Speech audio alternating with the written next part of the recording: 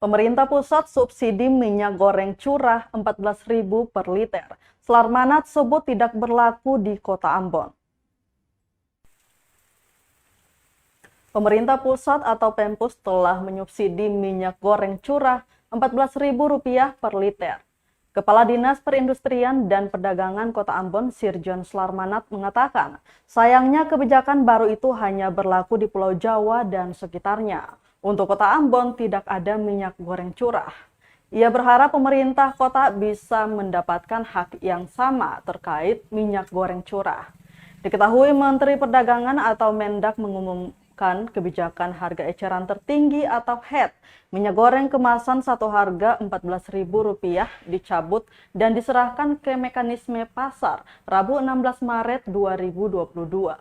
Kemudian pemerintah mengeluarkan kebijakan baru dengan mewajibkan industri menyediakan minyak curah dengan patokan harga tertinggi Rp14.000 per liter. Anggaran untuk subsidi minyak goreng curah sendiri tembus hingga 7,6 triliun.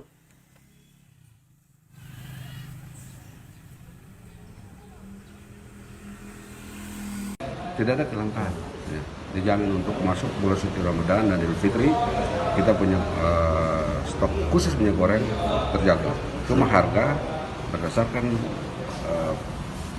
peraturan Menteri Perdagangan nomor 11 itu dikembalikan ke harga pasar. Yang disubsidi adalah minyak goreng curah, ya, Rp14.000 per liter atau Rp15.500 per kilo. Itu cuma ada di Jawa. Kita berharap, belum tahu apakah di Ambon itu ada dapat minyak curah atau tidak. Itu disubsidi.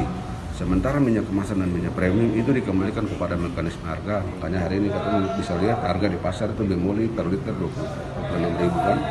Bervariasi. Jadi itu dikembalikan ke mekanisme harga. Ya. Terima kasih sudah nonton. Jangan lupa like, subscribe, dan share ya.